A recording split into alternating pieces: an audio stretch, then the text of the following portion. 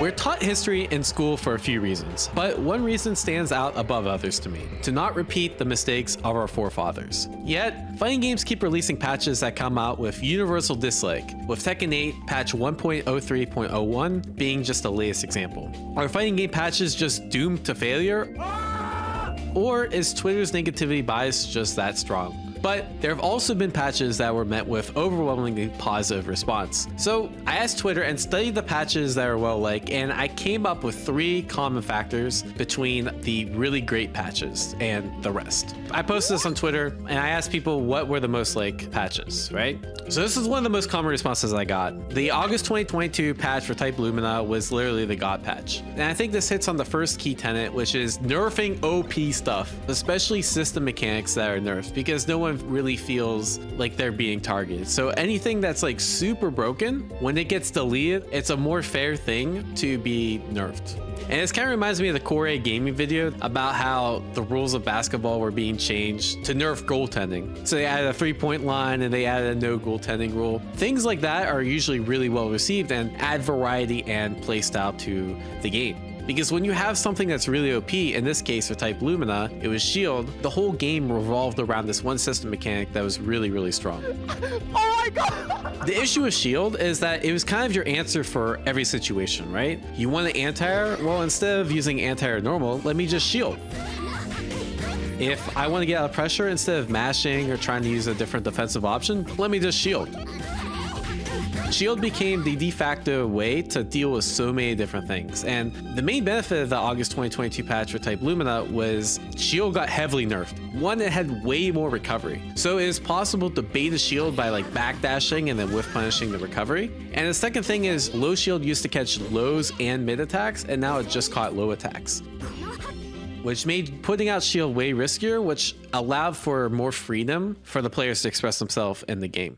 Which brings us to the second type of patch, which a lot of people are saying Street Fighter V towards the end of its life cycle had really, really good patches. And as you guys might know, they added a couple of V-triggers for the characters, and they balanced the V-triggers so both V-triggers for most characters were generally viable. And they added V-shift, which is another mechanic. And all of these kind of did one thing. They added more ways to express yourself. They added more ways to play the game, essentially. When you add new mechanics, or you buff underutilized moves, or you buff things that people weren't using, it gives you more freedom to express yourself. Therefore, these patches are generally well received.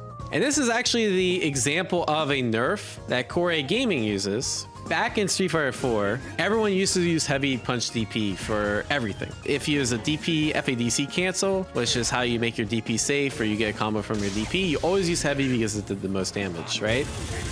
But even though they ended up nerfing this heavy punch DP, now you no longer cancel it, it still has use. So now instead of being able to only use one type of DP, you can use 2 different types of DPs, right? You use your medium DP if you want to be safer, or you can use the heavy version if you're not going to cancel and you want to do additional damage. Even though this nerf might have hit people that didn't necessarily need a nerf, it still allowed for more freedom of expression and more of the character's tools to be used, and therefore people see this as a net positive.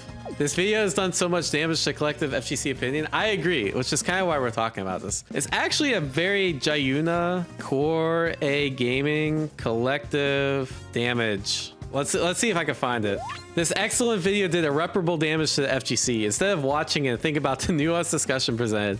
The FGC saw it and somehow walked away with no nerf, only buff. Absolutely midwit take that's still repeated to this day. So then you might be asking, where do buffs come into play? And that brings us to the third part of what makes a really good patch: shaking up the meta. Anything that brings up low tiers so that you have more viable tournament winning characters is almost always generally well received. So this is an example of a patch a lot of people like, which is the Tekken 7 Season 2 update.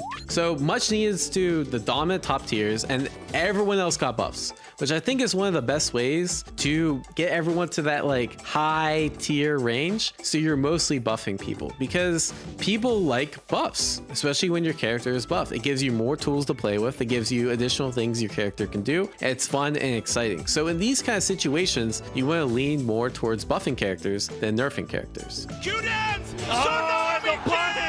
Which brings us to probably what most people talk about, which is the Season 3 patch of DBFC, which I think hits every single tenet super, super well. It nerfed OP things, right? GT Goku, freaking busted, was on almost every single team, nerfed him to the ground. They also nerfed snapback loops. So snapback loops in DBFC were completely brain dead. Basically, you would get the hit, you would snap back them in, and then you would do 50-50 after 50-50, get the hit, and then you'd snap back again, and you keep looping the situation over and over because your defensive options after a snapback were way worse than just a regular knockdown.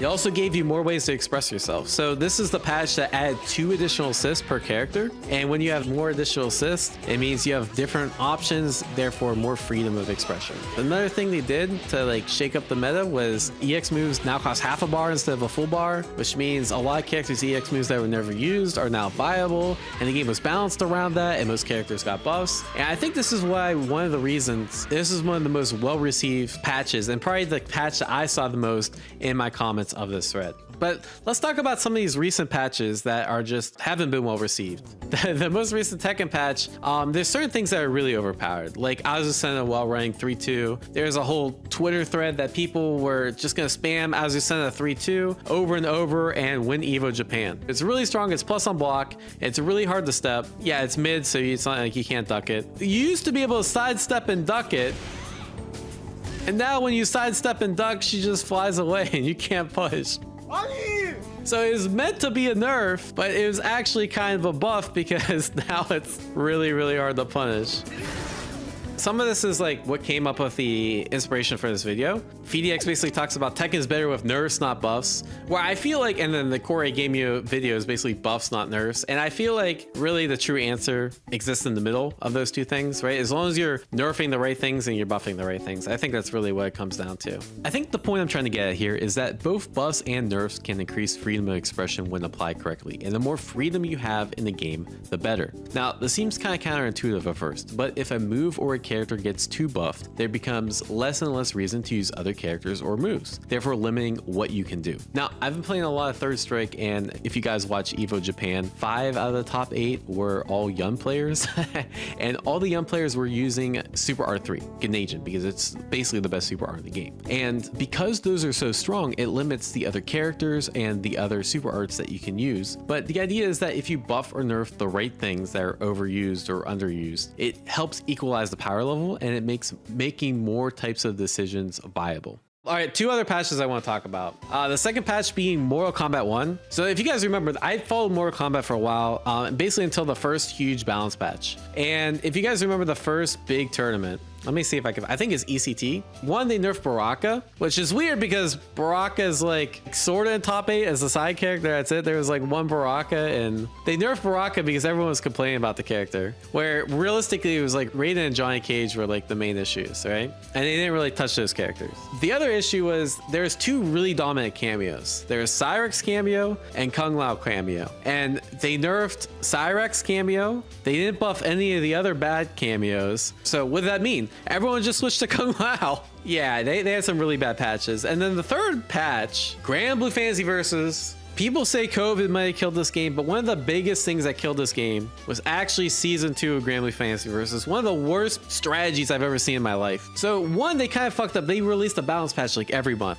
But this patch was basically all nerfs. Startup is now slower. Bigger hurt box. Increased recovery. Startup is now slower. They basically just nerfed the shit out of everyone and pissed everyone off instead of buffing characters to make the game more fun. So basically, it limited the amount of tools that people could use. And then they introduced this character to the game, Belial, who basically was fucking busted. They acted like he was in Season 1 and everyone else is in Season 2. So this character was freaking busted as hell. And it took them forever to nerf him. People were actually calling for this character to be banned, like that bad. No one's calling for Nier to be banned. No one really called for Swiftmaster to be banned. People were legitimately calling for this character to be banned. He was so busted. They've nerfed him like 5 times since Rising, and he's still like top 5 or top 10 in the game. Yeah, shout outs to that character, bro. That character is crazy. Anyways, yeah, that's what I think about patches. I really hope fighting game developers get this shit right, because it is frustrating playing on a bad patch. It kind of kills the vibe from the game, and good patches can really increase the longevity. So I think this topic is really important. It's really near and dear to my heart. But basically, the TLDR is give players more freedom in your games, and I think your game will go far. I think that's like, if I had to summarize it, more freedom you give people to express themselves, whether it's through character choice or move choice, the better the game's gonna be. Anyways, like, share, and subscribe. Let me know what you think down in the comments below, and take care, y'all. Peace.